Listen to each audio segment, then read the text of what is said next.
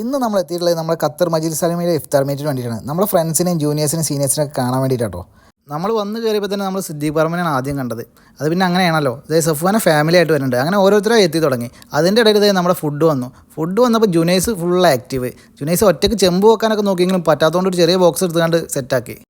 അങ്ങനെ നമ്മൾ പരിപാടി ഓണായി. സിദ്ദീഖ് എല്ലാവരും വെൽക്കം ചെയ്ത് കണ്ട് പരിപാടിയോട് ഓണാക്കിയിട്ടുണ്ട്. ഇപ്രാവശ്യം എല്ലാ പ്രാവശ്യത്തേക്കാളും കൂടുതൽ ആൾക്കാരുണ്ട്.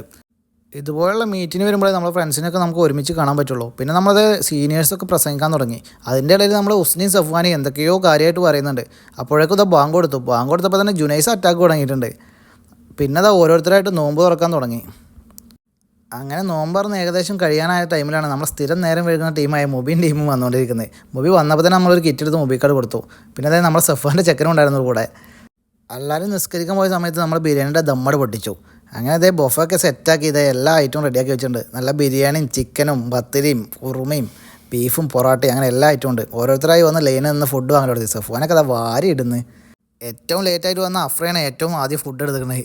പിന്നെ നമ്മൾ നല്ല ടേസ്റ്റ് ഉണ്ടെന്ന് പറഞ്ഞ് പോകുന്നുണ്ട്. അടുത്തത് നമ്മളെ ഊഴാണ്. നമ്മൾ നല്ല അടിപൊളി ബീഫ് ബിരിയാണിയൊക്കെ കോരിയിട്ട് അതിലേക്ക് നല്ല കച്ചമ്പറൊക്കെ വലിച്ചു വാരിയിട്ട് കുറച്ച് ചിക്കൻ ഫ്രൈ എടുത്ത് നമ്മൾ പോയി സീറ്റിലിരുന്ന് നന്നായിട്ടത് കഴിച്ചു.